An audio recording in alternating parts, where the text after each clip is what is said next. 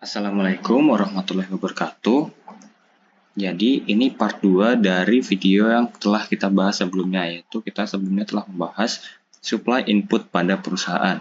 Sekarang kita akan lanjutkan ke supply input pada perusahaan bagian supply of labor. Pilihan untuk menawarkan tenaga kerja didasarkan pada maksimasi utilitas. Leisure berkompetisi dengan tenaga kerja untuk utilitas. Tingkat upah mengukur harga leisure. Tingkat upah yang tinggi menyebabkan harga leisure yang meningkat. Upah tinggi mendorong pekerja mensubstitusikan bekerja dengan leisure. Ini apa maksudnya? Jadi kita sebagai pemilik perusahaan, ketika kita membayar wage ke pekerja kita tuh sebenarnya juga membayar mereka untuk memilih antara mereka tuh bekerja atau leisure atau waktu luang. Jadi kita tuh juga membayar waktu luang mereka. Nah, dari pengalaman atau penelitian yang telah dilakukan, ternyata semakin banyak kita membayar pekerja, semakin banyak uang kita membayarkan pada pekerja, ternyata pada suatu titik pekerja tersebut akan lebih memilih untuk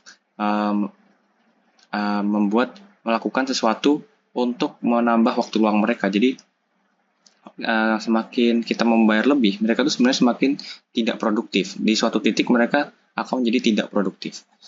Nah, ini tuh bisa digambarkan melalui substitution effect dan income effect. Nah, upah yang tinggi mendorong bekerja mensubstitusikan bekerja dengan leisure. Mensubstitusikan bekerja dengan leisure. Ini salah satu kata kuncinya.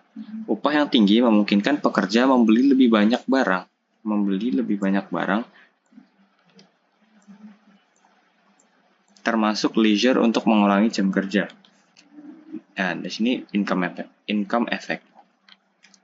Tadi itu apa yang aku kan jelasin tadi tentang yang pekerja, kalau kita bayar pekerja, mereka itu akan lebih memprioritaskan leisure mereka kan.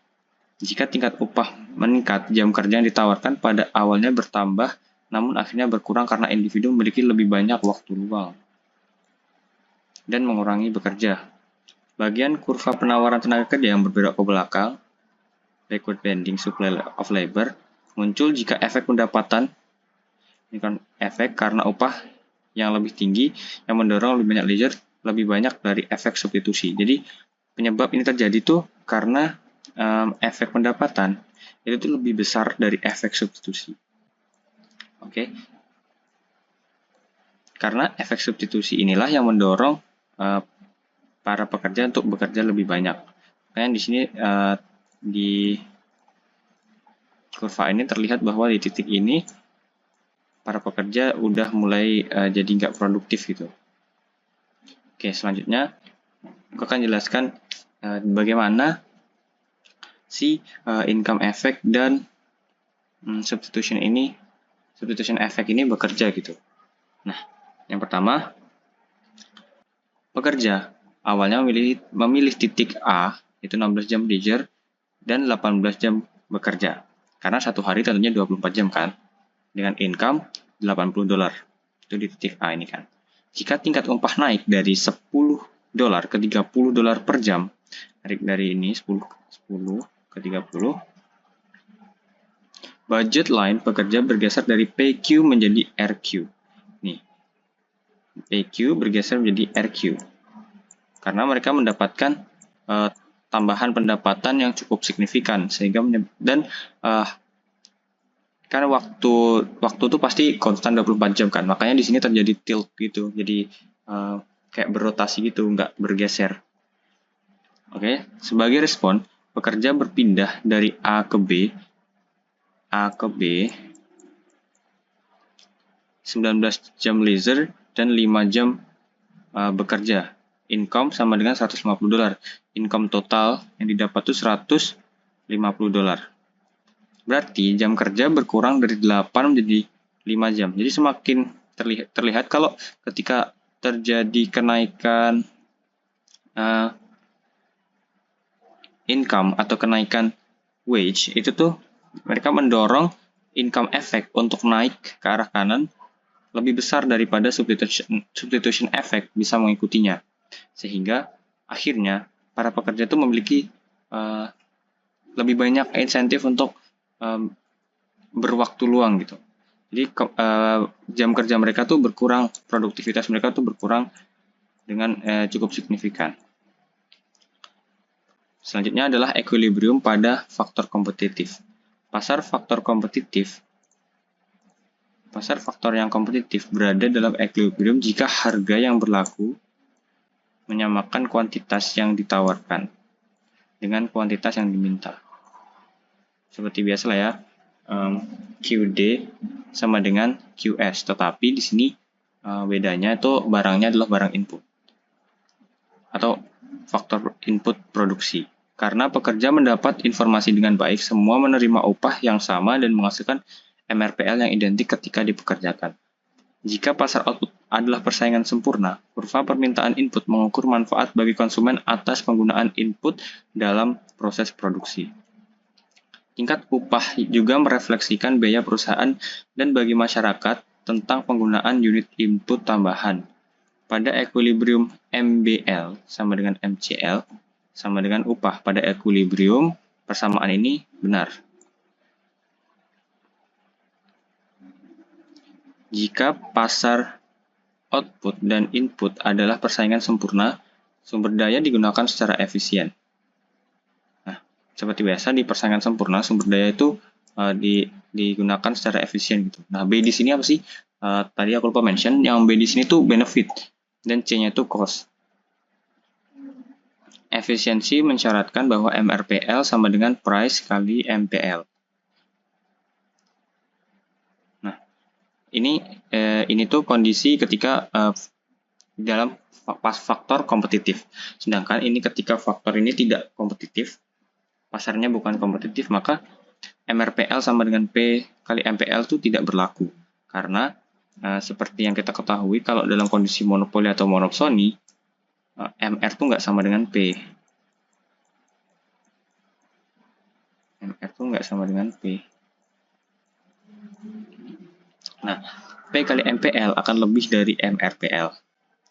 Pada equilibrium jumlah pekerja, marginal cost bagi perusahaan, WM, lebih kecil dari marginal benefit bagi konsumen, VM. Itu value ya. Walaupun perusahaan memaksimalkan profit, output dari bawah tingkat efisien dan penggunaan lebih kecil dari tingkat output yang efisien.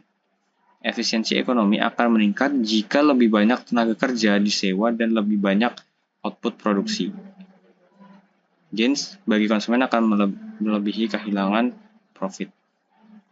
Nah, ini mungkin ada kurva yang menjelaskan itu tadi.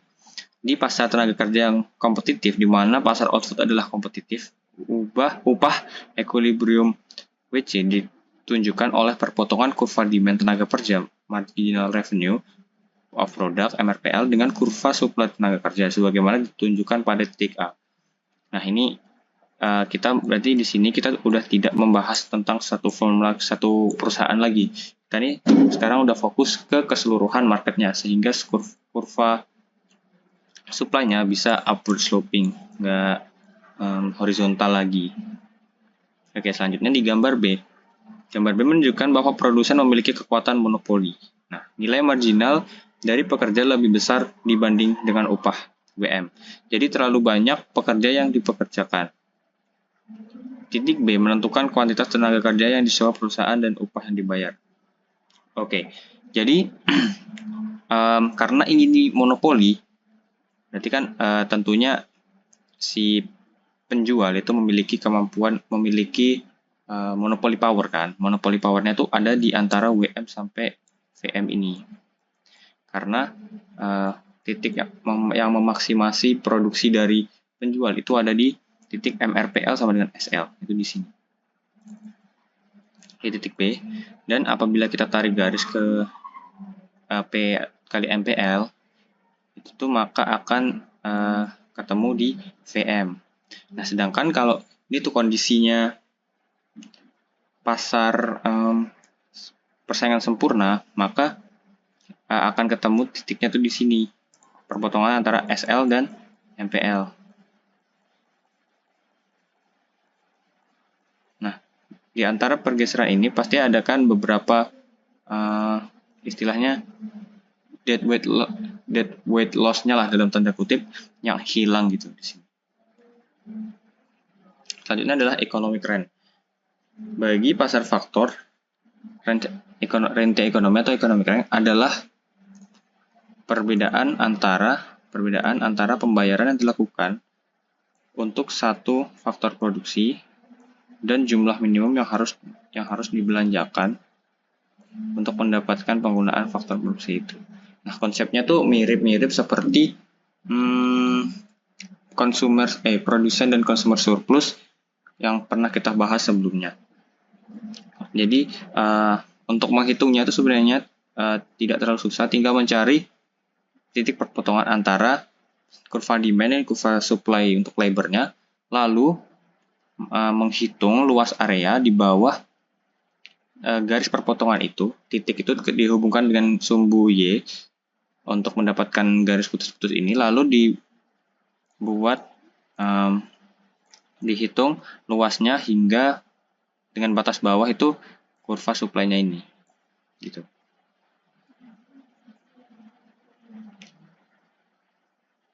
Oke, selanjutnya adalah, ini adalah kondisi khusus ketika yang menjadi ekonomi keren itu adalah tanah, karena tentunya supply tanah itu konstan kan, nggak bisa bertambah seperti labor. Jadi kenapa supply-nya itu perfectly inelastic ini?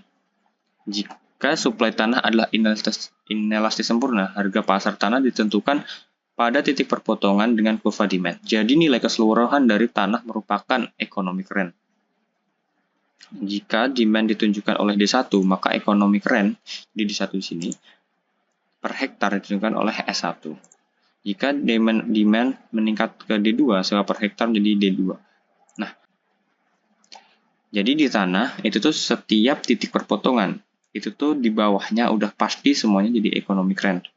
Karena kurva supply-nya tuh tidak ada gradiennya sama sekali gitu. Nggak kayak gini gitu, yang membatasi bahwa cuma ini doang gitu ya. Jadi economic rent. Nah, untuk di tanah itu tuh semua yang di bawah garis perpotongan ini semuanya udah pasti jadi economic rent. Selanjutnya kita akan membahas pasar faktor dengan monopsony power. Nah, asumsi dulu. Jadi di pasar faktor dengan monopsony power, asumsinya adalah pasar output adalah kondisi persaingan sempurna, sedangkan pasar input itu pure monopsony. Maksudnya monopsony, kalian pasti udah pernah dengar monopsony kan? Jadi monopsony itu ketika dalam suatu market pembelinya tuh hanya satu. Jadi mereka tuh kayak kebalikan dari monopoli. Kita akan bahas marginal dan average expenditure. Saat memilih untuk membeli barang, tingkatan jumlah pembelian hingga nilai marginal. Saat memilih untuk membeli barang, tingkatan jumlah pembelian hingga nilai marginal atau marginal value sama dengan pengeluaran marginal. Harga yang dibayar untuk barang dengan pengeluaran rata-rata atau average expenditure dan sama dengan pengeluaran marginal. Nah, ini harus diingat dulu ya. MV sama dengan MA. Marginal value sama dengan marginal expenditure. Average expenditure sama dengan marginal expenditure untuk kondisi tertentu. Nah, ini akan lebih jelas kalau kita bahas grafiknya. Sebentar, kita bahasin dulu. Karena seorang monopsonis membayar harga yang sama untuk setiap unit, kurva penawaran sama dengan kurva pengeluaran rata-rata. Upward sloping karena keputusan untuk membeli unit tambahan menaikkan harga semua unit yang harus dibayar. Untuk perusahaan yang memaksimasi profit, kurva ME terletak di atas kurva AE. Perusahaan harus membayar semua unit dengan harga yang lebih tinggi, bukan hanya unit yang terakhir disewa. Nah, ini jadi kita coba breakdown grafiknya ini atau kurvanya ini. Ketika pembeli memiliki input kekuatan monopsony, kurva pengeluaran marginal terletak di atas kurva pengeluaran rata-rata. Ini marginal expenditure terletak di atas average expenditure. Karena keputusan untuk membeli unit tambahan menaikkan harga yang harus dibayar untuk semua unit, keputusan untuk membeli unit tambahan menaikkan harga yang harus dibayar untuk semua unit. bukan hanya untuk yang terakhir. Jumlah unit input yang dibeli ditunjukkan oleh L star di sini. Pada perpotongan produk penerimaan MRP dan kurva pengeluaran marginal. Tingkat upah yang sesuai adalah W star lebih rendah dari upah yang kompetitif di WC. Nah, ini maksudnya gimana?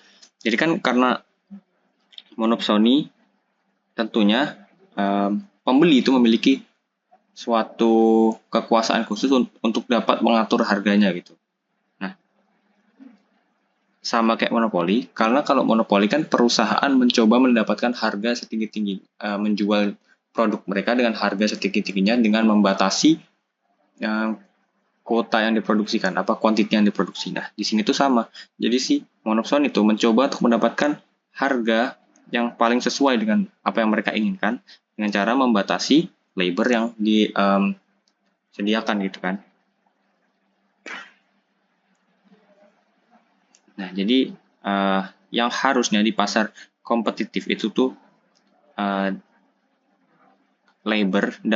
jumlah labor dapat ketemu dari perpotongan antara SL supply curve dari labor sama dengan average expenditure dengan kurva demand-nya. Sedangkan di monopsoni itu perpotongannya terjadi di antara marginal expenditure dengan marginal value MV di sini. Dan karena marginal expenditure itu bukan harga, jadi harga itu pasti kan di average kan. Nah, itu maka perpotongan ini terjadi pada harga barang yang segini. Harga labor yang segini. Itu di W star $13. Selanjutnya adalah keputusan pembelian dengan monopsoni power. Seorang pembeli dengan monopsoni power memaksimasi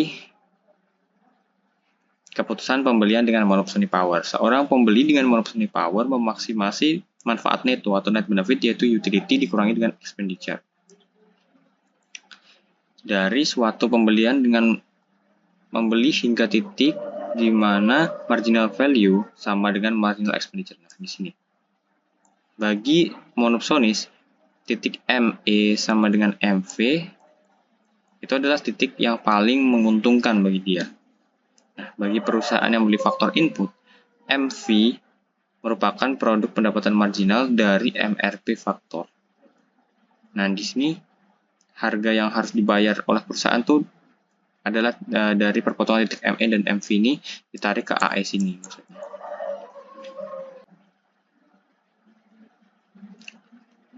Selanjutnya adalah bargaining power.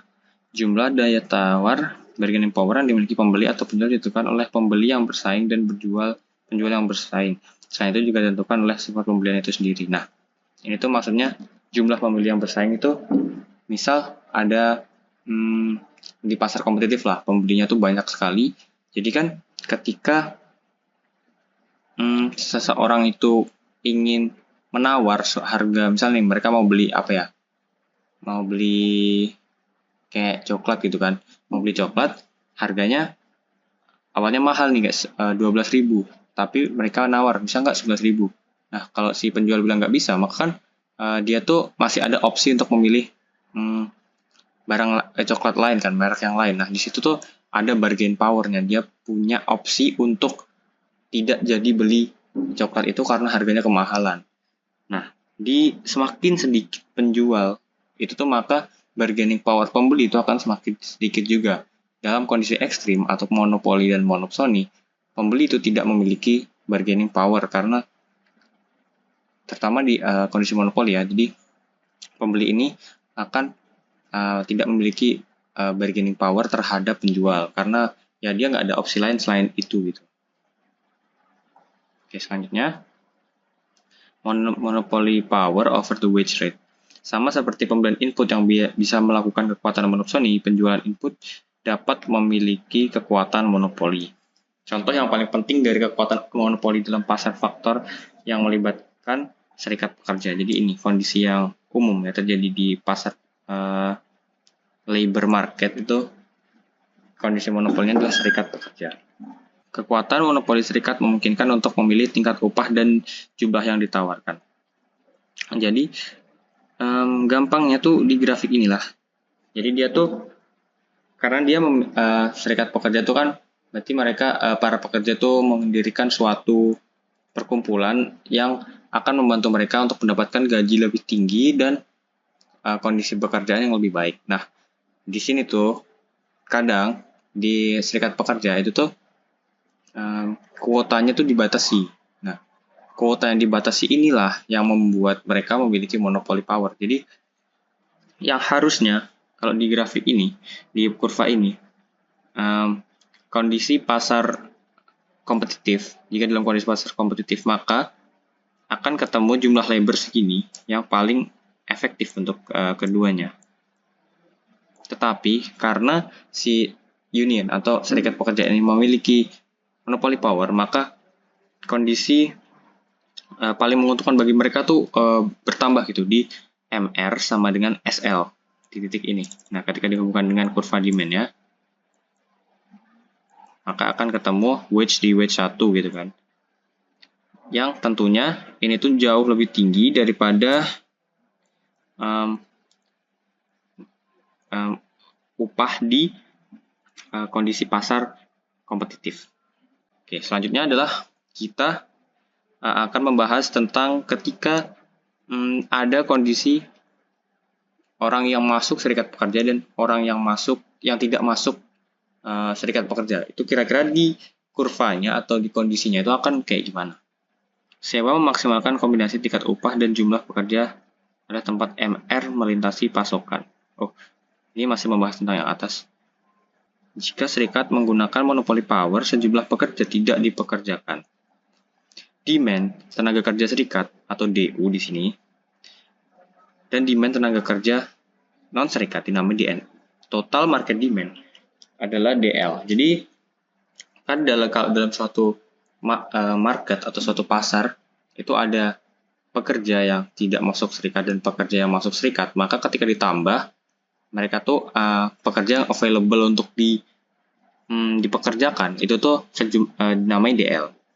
Bagaimana jika serikat pekerja memilih untuk menaikkan upah di atas kompetitif W star menjadi WU?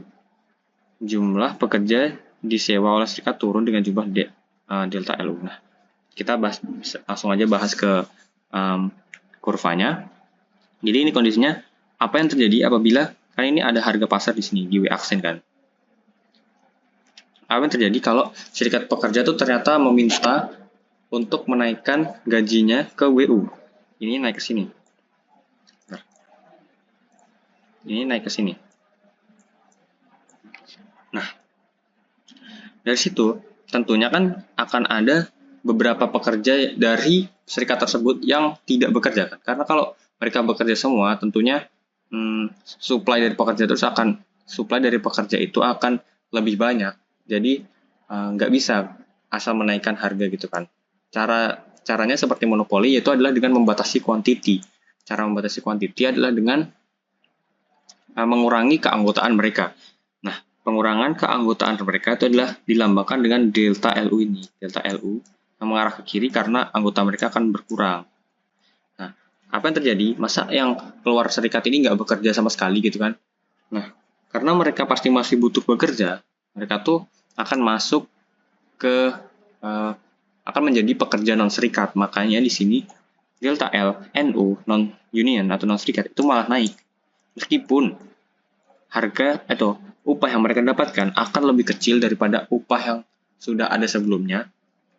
Nah, inilah yang efek yang terjadi apabila dalam kondisi suatu pasar ada serikat pekerja dan non serikat pekerja, dan serikat pekerja ini memperjuangkan hak-hak untuk kelompok mereka gitu. Jadi ketika kelompok mereka sejahtera, maka non serikatnya akan terkena imbasnya itu dengan mengalami penurunan wage karena mereka harus bekerja di sektor-sektor yang non serikat ini cakupi gitu. Nah, ini tuh ada kondisi real di dunia nyatanya seperti apa. Serikat pekerja telah berusaha untuk memaksimalkan tingkat upah individu daripada total upah yang dibayarkan. Nah, ini daripada total upah yang dibayarkan. Tingkat upah individu adalah jadi anggota-anggota mereka tuh jadi lebih sejahtera gitu daripada untuk seluruh pekerja yang tersedia di market tersebut. permintaan akan serikat pekerja mungkin jadi semakin elastis karena perusahaan merasa lebih mudah mengganti modal dengan tenaga kerja terampil. Oke, nah, jadi sekian dari saya untuk bab ini. Terima kasih.